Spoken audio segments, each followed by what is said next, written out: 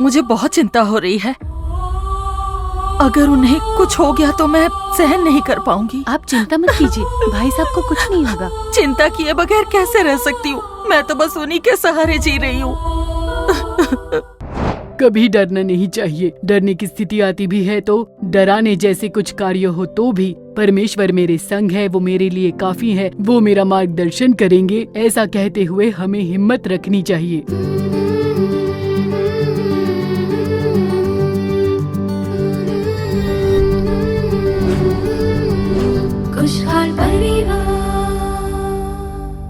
खुशहाल परिवार के हमारे प्यारे दर्शकों को परमेश्वर प्रभु यीशु मसीह के नाम पे प्यार भरी शुभकामनाएं।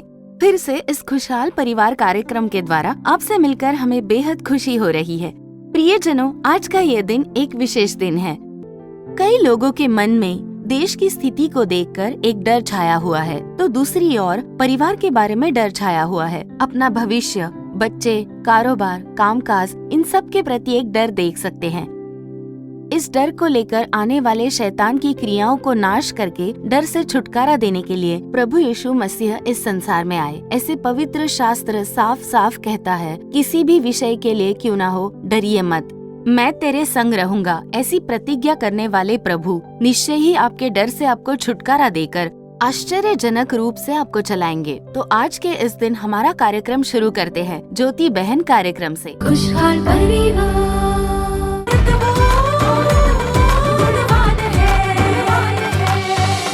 ज्योति बहन। मालकिन, मालकिन, क्या हुआ? मालकिन, मालिक के छाती में दर्द उठा है, नीचे गिर गए हैं। वो बहुत डर लग रहा है, पता नहीं क्या करूं मैं। आप जरा चलिए मालकिन, जल्दी चलिए। क्या कह रहे हो? सुनिए, आइए। सुनिए, क्या हो गया आपको? कुछ बताइए तो, क्या हुआ आपको?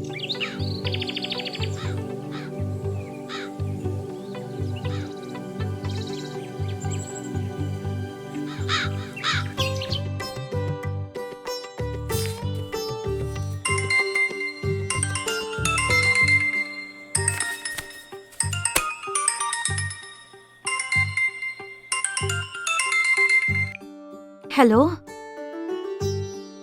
माँ, कैसी हो तुम? मालती, माँ, क्या हुआ माँ? आप रो क्यों रही हैं? कुछ बताइए माँ, क्या हुआ? मालती, पिताजी को कल रात हार्ट अटैक आ गया। अब वो अस्पताल में है। कुछ समझ नहीं आ रहा मैं क्या करूं बेटी। बहुत डर लग रहा है। ये क्या कह रही हो माँ? अब पिताजी की तबीयत कैसी है? डॉक्टरों ने क्या कहा माँ? डॉक्टर कह रहे हैं कि उनका बचना मुश्किल है। आप चिंता मत कीजिए माँ, मैं अभी पहुँचती हूँ माँ। पिताजी को कुछ नहीं होगा माँ। क्या हुआ मालती? फोन पर कौन था? माँ का फोन था। पिताजी को हार्ट अटैक हुआ है, उन्हें अस्पताल में भर्ती कराया गया है। तुम फिक्र मत करो, पिताजी को कुछ नहीं होगा। पर डॉक्टरों ने कहा है कि पिताजी का बचना बहुत मुश्किल है। मुझे तो बहुत डर लग रहा है।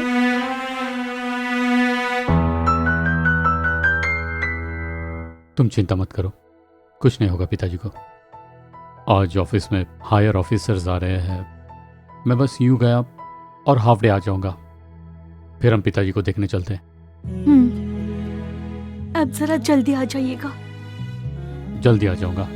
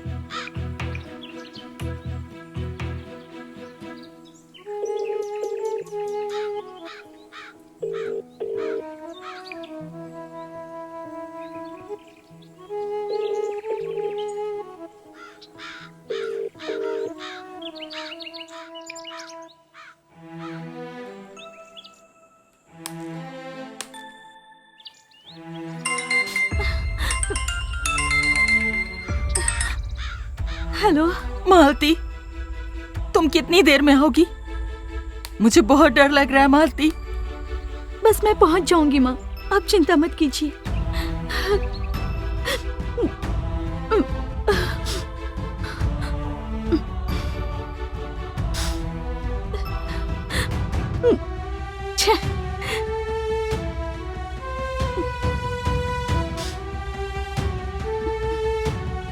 ऑफिस के नंबर पर कॉल करके देखती हूँ।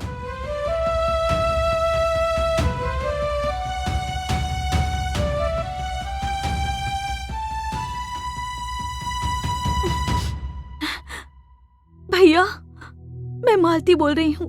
हाँ बोलिए भाभी, क्या बात है?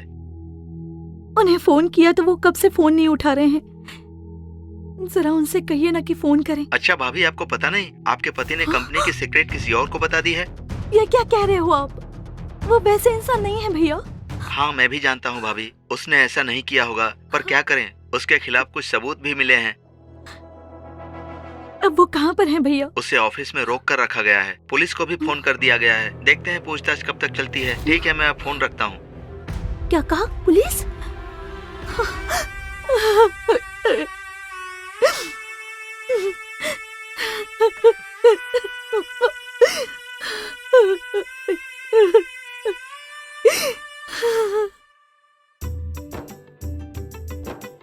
ऐसा लग रहा था कि साल अभी शुरू हुआ है, पर इतनी जल्दी 1 साल खत्म होने को है। हाँ, समय कितनी तेजी से बढ़ रहा है। सही कह रहे हो। समय भी तेजी से ही निकल रहा है और प्रभु का दूसरा आगमन बहुत ही करीब है। अच्छा माँ, आज रात की जो प्रार्थना है वो थैंक्स गिविंग प्रेयर है ना? हाँ, हर साल वही तो होता है। हाँ बेटी, इस पूरे साल प्रभु यीशु ने हमारी रक्षा की, हमें अच्छा स्वास्थ्य दिया और हमारा मार्गदर्शन किया। उन सब के लिए धन्यवाद किए बगैर कैसे रहें? अच्छा सुनिए। हाँ बोलो। मालती के पिताजी को हार्ट अटैक की वजह से अस्पताल में भर्ती कराया गया है। मैं अस्पताल तक होकर आऊं? हाँ जाओ, उन्हें देखाओ।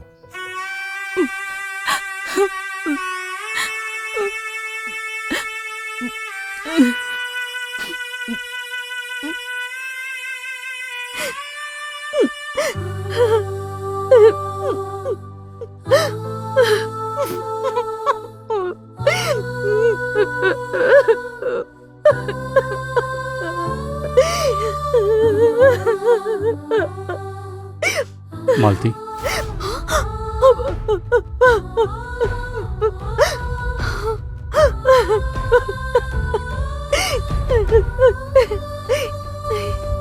आखिर बात क्या है जी?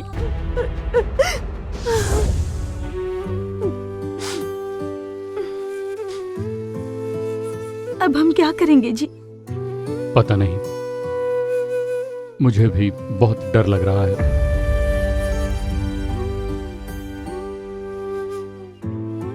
मालती, पिताजी की तबीयत कैसी है अब? मुझे कुछ नहीं पता। मेरी माँ बेचारी बिल्कुल अकेली है वहाँ पर। मेरी तो कुछ समझ में नहीं आ रहा है कि मैं क्या करूँ। मैं आपको संभालूं या जाकर पिताजी को संभालूं? एक ही समय में इतनी बड़ी परीक्षा क्यों आ गई हम पर, कुछ समझ में नहीं आ रहा। मालती, तुम अस्पताल जाकर पिताजी की देखभाल करो प्लीज।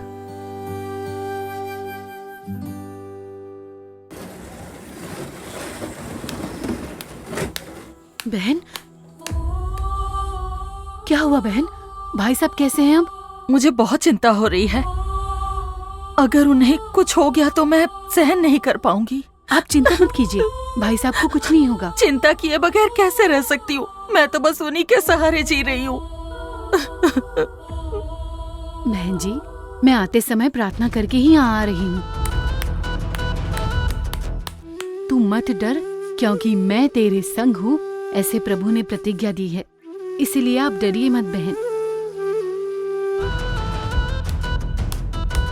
माँ, मुझे समझ नहीं आ रहा है कि मैं क्या बोलूं। कुछ नहीं होगा माँ, आप रोइए मत माँ। दामाद जी नहीं आए बेटी?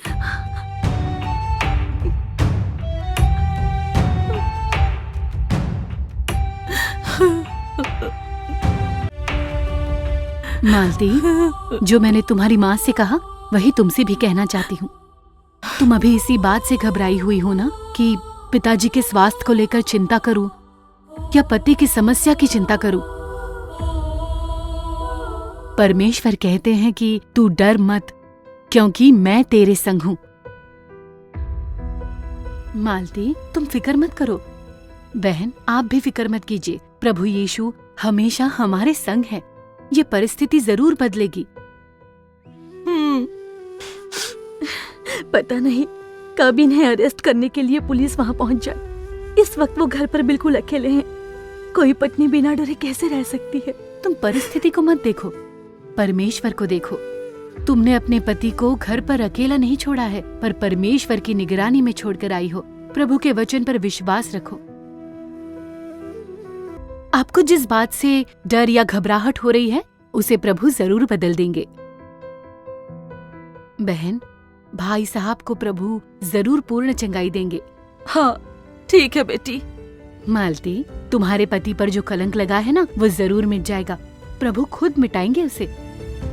आप दोनों मिलकर इस प्रतिज्ञा को थाम कर प्रार्थना कीजिए। मैं भी आपके लिए प्रार्थना करूंगी। आपकी सारी परिस्थिति जरूर बदल जाएगी।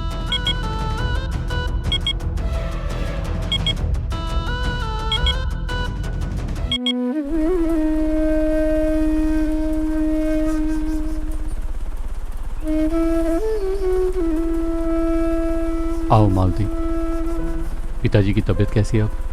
अभी तक होश नहीं आया उन्हें। सुनिए, परमेश्वर ने हमें प्रतिज्ञा दी है कि तू डर मत, मैं तेरा सहायक हूँ। हम विश्वास के साथ इस प्रतिज्ञा को लेकर प्रार्थना करेंगे। निश्चय ही परमेश्वर हमारे लिए चमत्कार करेंगे। बिल्कुल मालती।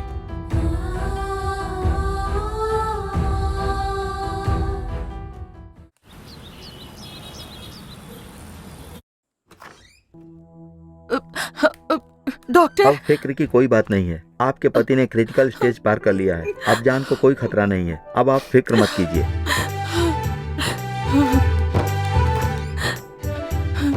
आप बिल्कुल भी चिंता मत कीजिए। परमेश्वर आपके साथ थे। उन्होंने ही आपको चंगाई दी है।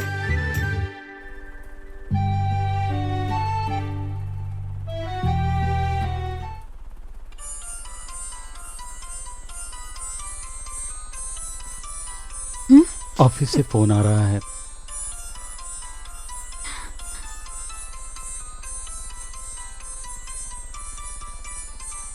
आप फोन तो उठाइए।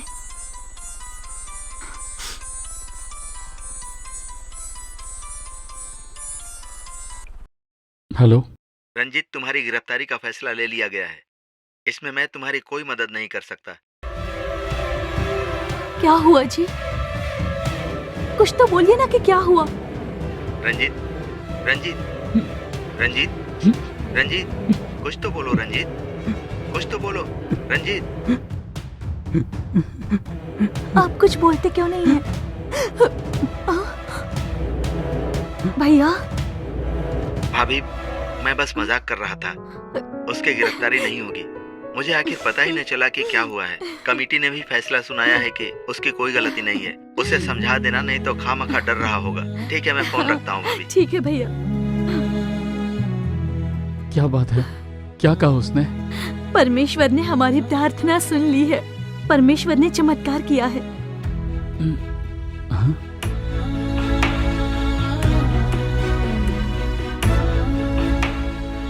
माँ?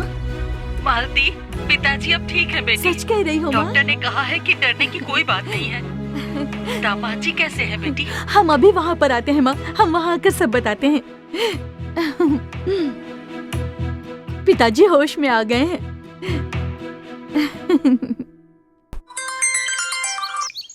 हाँ स्टेला, बोलो क्या हुआ? अरे क्या बात है, रो क्यों रही हो? कुछ बताओगी भी, क्या हुआ है? अगर ऐसे ही रोती रहोगी तो मुझे कैसे समझ आएगा? मैं अब और नहीं जीना चाहती। कोई भी मुझे समझने की कोशिश नहीं करता। अच्छा बताओ, इस वक्त कहाँ पर हो तुम? Hello hello Stella, hello.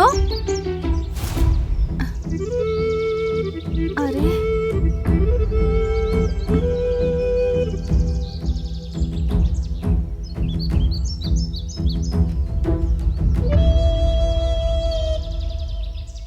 खुशहाल परिवार। क्या आपने आपने ज्योति बहन कार्यक्रम देखा, उसका आपको लाभ हुआ? प्रभु यीशु मसीह के नाम में जो प्रार्थना हम करते हैं उसमें सामर्थ्य होता है।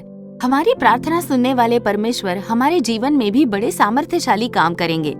अब अगला, आपके परिवार के आशीष के लिए परमेश्वर की ओर से सलाह देकर प्रार्थना करने के लिए बहन जॉयस लाजरस तैयार है। प्रार्थना के साथ संदेश को सुनिए और आप भी अपना आशीष पा लीजिए।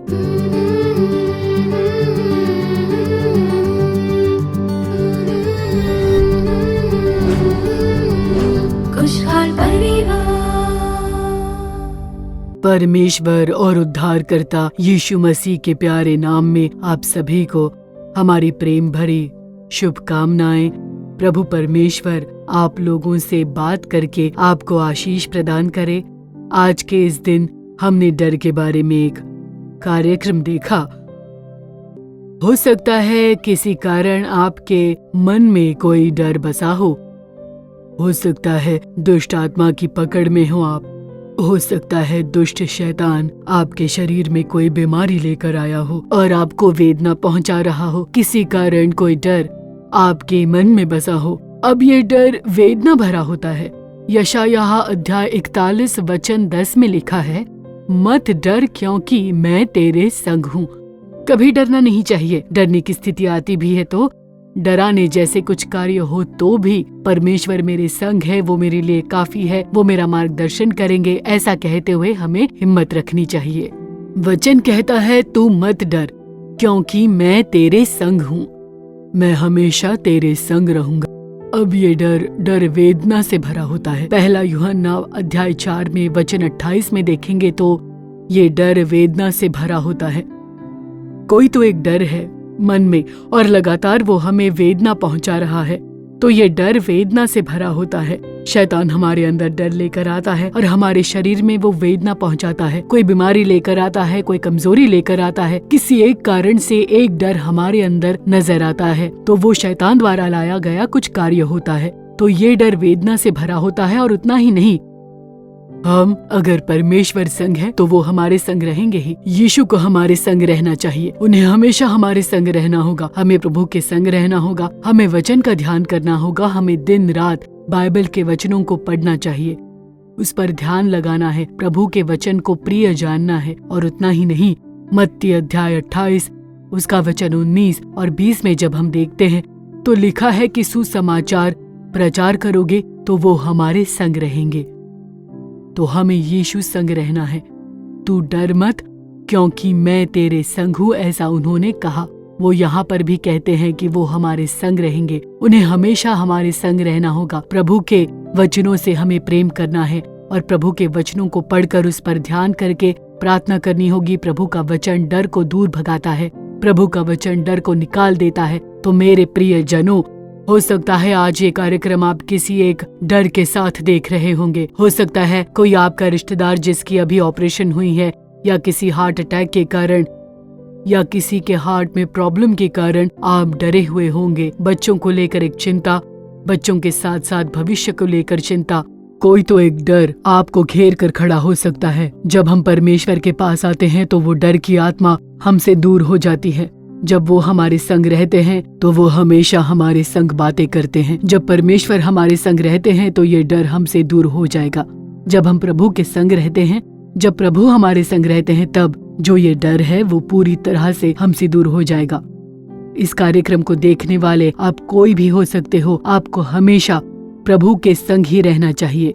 चाहे जितना भी डर क्यों न लगे आपको प्रभु के साथ रहना है। प्रभु के वचन पढ़िए, प्रभु को जो पसंद है वैसा ही एक जीवन जिए। आपको प्रार्थना करनी चाहिए, बाइबल के वचन को पढ़कर उसके अनुसार आपको जीवन जीना है। और जब दूसरों को हम सुसमाचार सुनाते हैं तब डर का आत्मा हमसे दूर हो जाता है। तो मेरे प्रियजनों, मेरे जीवन में एक ऐसी स्थिति आ गई थी जब मुझे ऑपरेशन करवाना था। कई सालों के पहले मेरी एक बहुत बड़ी ऑपरेशन हुई थी। एक छोटा ऑपरेशन है ऐसा सोचकर मैं चेन्नई तक चली गई, पर वो जो ऑपरेशन था वो एक बड़ा ऑपरेशन था। मुझे लगा ये कोई बड़ी बात नहीं होगी, तो मैंने अपने घर पर भी किसी को बताया नहीं, अपने माता पिता को ही नहीं बताया, और वहाँ अस्पताल चली गई। वहाँ अस्पताल पर पहुँचने के बाद डॉक्टर ने बताया कि एक बड़ा ऑपरेशन होगा। अब डॉक्टरों ने बता दिया कि ये ऑपरेशन करवाना बहुत जरूरी है और उसी के कारण मैं वहाँ अस्पताल भी गई थी। मैं वहाँ पर बिल्कुल अकेली गई थी। मुझे रात को वहीं पर रुकना पड़ गया और दूसरे दिन मेरा ऑपरेशन होना तय था।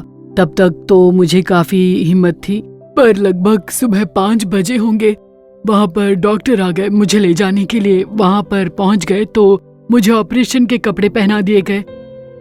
तब तक तो मैं बहुत हिम्मत के साथ थी, पर बाद में मुझे ख्याल आने लगे कि मैं अब मर जाऊंगी, अब मैं बच नहीं पाऊंगी। ऐसा मुझ में एक मौत का डर छा गया था। तो उस सुबह से मैं लगातार रो रही थी। मैं लगातार रोती जा रही थी और अपना रोना काबू नहीं कर पा रही थी। मुझे स्ट्रेचर पर रखा गया और जो बहन मुझे वहाँ पर ऑपरेशन थिएटर ले जा रही थी वो बोली कि आप डरिए मत, अपने प्रभु को याद कीजिए, परमेश्वर आपके लिए जरूर चमत्कार करेंगे। ऐसा वहाँ मुझे अंदर ले जाने वाली वो महिला लगातार कह रही थी। अब ऑपरेशन थिएटर के अंदर वहाँ लाइट रूम में मुझे लिटाया गया था। और तब मैं बहुत ही जोर जोर से रोने लग गई। बहुत ही डर गई थी, मैं घबरा गई थी। अब कुछ नहीं हो सकता, जब मैं लौटूंगी तब जीवित नहीं लौटूंगी, मेरे लाश को ही यहाँ से ले जाएंगे, ऐसा सोचकर मेरे अंदर एक डर छा गया। तो उस समय मैं लगातार रो रही थी। तो कई सारी नर्स आकर वहाँ पर मुझे देखने लग गई और मेरी हिम्मत बंधा रही थी कि आप डरिए मत, हम लोग हैं आपका ख्याल रखने के लिए। ऐसा वो लोग बोलने लग गई। दोनों आंखों से लगातार आंसू बहते जा रहे थे। मैं लेटी लेटी रोते ही जा रही थी और अचानक देखती हूँ तो जो महिला डॉक्टर मेरे ऑपरेशन के लिए आ रही थी वो अचानक से गायब हो गई, वहाँ पर नहीं दिखी। और मैं वहाँ पर स्ट्रेचर पर लेटे लेटे लगातार रो रही थी। और तभी मेरे रोने के बीचों बीच अचानक से मैंने एक ज्योति को देखा। मेरा चेहरा चमक उठा। अचानक से वो ज्योति मेरे चेहरे पर पड़ी और सिर्फ ज्योति ही नहीं चमकी, पर एक आवाज भी आई कि बेटी डर मत। और मैं समझ गई कि प्रभु मेरे साथ बात करने के लिए यहाँ पर मौजूद है। मैं परमेश्वर की उपस्थिति से भर चुकी थी। अपने दोनों आंखों को मैंने बंद किया और ऐसे अपने हाथों को रखकर भी रो रही थी। और तुरंत परमेश्वर ने मुझसे बातें करनी शुरू कर दी। जब उन्होंने मुझे बेटी कहकर पुकारा, मैं बिल्कुल शांत थी, शांति से वहाँ पर थी। तब परमेश्वर अपने वचनों के द्वारा मुझसे बोलने लगे कि तू डर मत बेटी, बिल्कुल चिंता मत कर, मैं तेरे संग हूँ, मैं तेरे संग हूँ। इस ऑपरेशन में मैं तेरे संग रहूंगा, मैं डॉक्टरों के साथ रहूंगा। ऑपरेशन करते समय जिन चीजों की जरूरत होती है वो सब मैं नियंत्रित करूंगा और तुम्हारे लिए चमत्कार करूंगा। ऐसे प्रभु ने बातें मुझसे की। प्रभु की आवाज सुनकर मैं बिल्कुल शांत थी, मैं बिल्कुल चुप हो गई थी। उसके बाद मुझ में एक नई हिम्मत आई। प्रभु ने जब अपने वचनों द्वारा बात की, फिर मुझ में एक नई हिम्मत आई। उसके बाद मुझे क्लोरोफॉर्म देकर मेरा ऑपरेशन किया गया। तो जो लोग मुझे वहाँ पर देखने आए थे उन्होंने यही कहा कि अब बहन काफी कमजोर हो चुकी है, ये अपने पति के साथ अब सेवकाई नहीं कर पाएगी, आपको अब घर पर ही रहना होगा। ऐसे सब लोगों ने आकर यही कहा और मैं उसे सुन रही थी। तो मैंने प्रभु से प्रार्थना की, कहा हे प्रभु, आपने इस ऑपरेशन में मेरे संग रहकर मेरी सहायता की। ऑपरेशन को आपने अच्छे से चलाया प्रभु, उसके लिए आपकी स्तुति हो प्रभु। मुझे एक परिपूर्ण चंगाई दीजिए।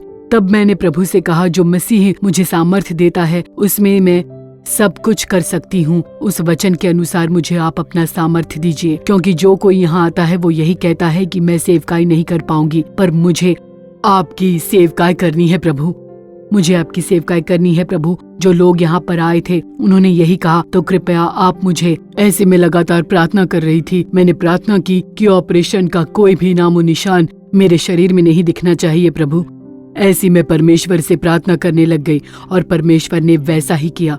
अब जब कोई आकर कहता था कि आपका ऑपरेशन हो गया है, आप कैसी हो, तो मैं उनसे यही कहती हूँ कि प्रभु भले ही मुझे उस मार्ग पर ले चले थे, पर वो हमेशा मेरे संग थे। आप फिक्र मत कीजिए, वो आपको भी संभालेंगे। प्रार्थना कीजिए, मिलकर प्रार्थना कीजिए, प्रभु के संग रहिए। आप उनके संग रहोगे तो वो आपके संग रहेंगे और आपके लिए चमत्कार करेंगे, ऐसा मैंने कहा और उनके लिए प्रार्थना करती थी। तो मेरे प्रियजनों, मेरे लिए प्रभु ने चमत्कार किया। उस ऑपरेशन के समय में परमेश्वर मेरे संग थे। फिर परमेश्वर ने मुझे अच्छी चंगाई दी, मुझे अच्छा बल और सामर्थ्य दिया। उन्होंने अपना बल मुझे प्रदान किया, सेवकाई के लिए मुझ पर कृपा की। उन्होंने कई लोगों पर जाकर सेवकाई करने के लिए प्रभु ने कृपा की। और उसके बाद तो मैं बिल्कुल भूल ही गई थी कभी मेरा कोई ऑपरेशन भी हुआ था। अगर किसी ने याद दिलाया तभी मुझे याद आता था। उसके अलावा तो मुझे उसकी कोई याद भी नहीं आई, कभी विचार में नहीं आया। प्रभु मुझे लगातार चला रहे हैं। उन्होंने कहा तू डर मत क्योंकि मैं तेरे संग हूँ। हो सकता है डॉक्टर ने आपको ऑपरेशन की सलाह दी होगी, तो आप डरिए मत, प्रभु आपके संग रहेंगे। आप प्रभु के संग रहिए, वो आपके संग रहेंगे। वो आपको चलाएंगे, वो आपको अच्छी सेहत और सामर्थ्य देंगे, अच्छा स्वास्थ्य प्रदान करेंगे। हो सकता है आप जो ये कार्यक्रम देख रहे हो, आप भी डर की आत्मा से परेशान हो रहे हो। दुष्ट शैतान आपके शरीर को छूकर आपको डरा रहा है या आपको वेदना पहुंचा रहा होगा। हो सकता है कोई मांत्रिक शक्ति आप पर प्रबल हुई हो, आपके शरीर के अंग बंध गए हो। प्रभु की उपस्थिति में प्रार्थना कीजिए, परमेश्वर के वचन को पढ़िए। प्रभु के वचन डर से आपको मुक्त कर देगा। प्रभु के वचन इंसान को डर से छुटकारा देता है। प्रभु के वचन से प्रेम करके उसे पढ़िए और प्रार्थना कीजिए। हे हमारे स्वर्ग के पिता, आपको धन्यवाद देते हैं पिता, आपकी स्तुति करते हैं, आपको धन्यवाद देते हैं प्रभु। आज आपने जो ये बढ़िया संदेश दिया है उसके लिए हम आपकी स्तुति करते हैं। डर मत, तू डर मत, ऐसा आपने कहा है। हे प्रभु, दुष्ट शैतान हमारे मन में, हमारे शरीर में कोई भी डर ना ले आ सके। सारी डर की आत्मा शरीरों से दूर निकल जाए।